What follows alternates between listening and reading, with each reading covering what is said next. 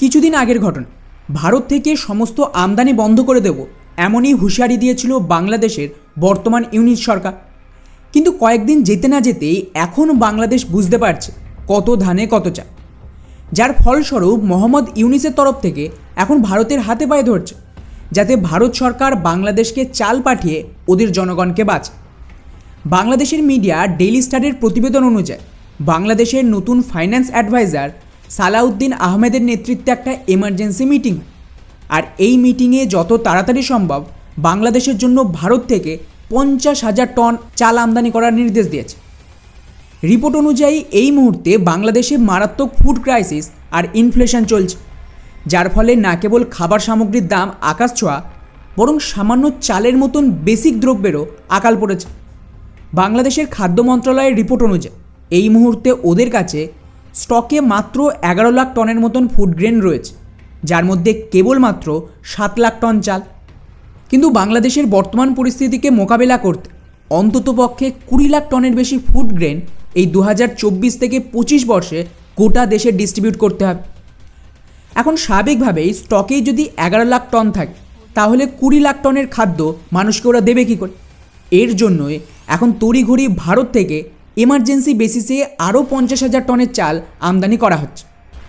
আপনাদের জানিয়ে রাখি যে বাংলাদেশ অ্যাকচুয়ালি ভারতকে ডবল ক্রস করতে গিয়ে ফেসে গেছে, আর তাই বাধ্য হয়ে এখন চাল আমদানি করছে। কিছুদিন আগেই বাংলাদেশের এই সরকার ভারত বিরোধিতা করার জন্য পাকিস্তান থেকে চিনি আমদানি করে, যাকে নিয়ে বাংলাদেশের জনগণ খুবই খুশি ছিল। কিন্তু বেচারাদের কে বোঝাবে যে অ্যাকচুয়ালি এই সমস্ত করে মোহাম্মদ ইউনিস বাংলাদেশের জনগণকে আরও বেশি চুনা লাগাচ্ছে।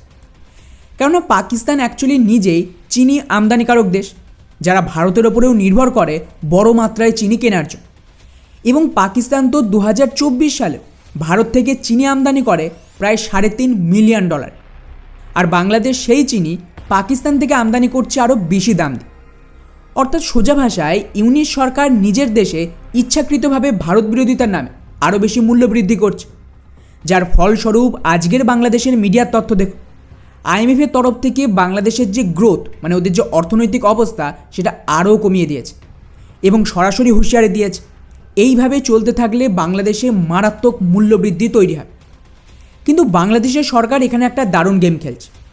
রিপোর্ট অনুযায়ী ওরা IMF থেকে যে লোন নিয়েছিল তার আন্ডারে বেশ কয়েকটা পেমেন্ট বাকি আছে, আর রিসেন্টলি $645 মিলিয়ন একটা অ্যামাউন্ট বাংলাদেশকে দেওয়া হয়েছে। ইউনিট সরকার এই সমস্ত লোন নিয়ে ভারত বিরোধিতা করার নামে লুটিয়ে দিচ্ছে, যার ফল বাংলাদেশকে আগামী বহু দশক ধরে ভোগ করতে হবে। ফলে সরাসরি বাংলাদেশ এখন সেলফ ডিস্ট্রাকশন মোডে চলেছে। আমাদের বিশেষ কিছু করার দরকার নেই, ওরা নিজেরাই বরবাদ হয়ে যাবে। বাকি পুরো বিষয়টিকে নিয়ে আপনাদের কি মনে হয় নিচে অবশ্যই কমেন্ট করে জানাবেন। জয় হিন্দ।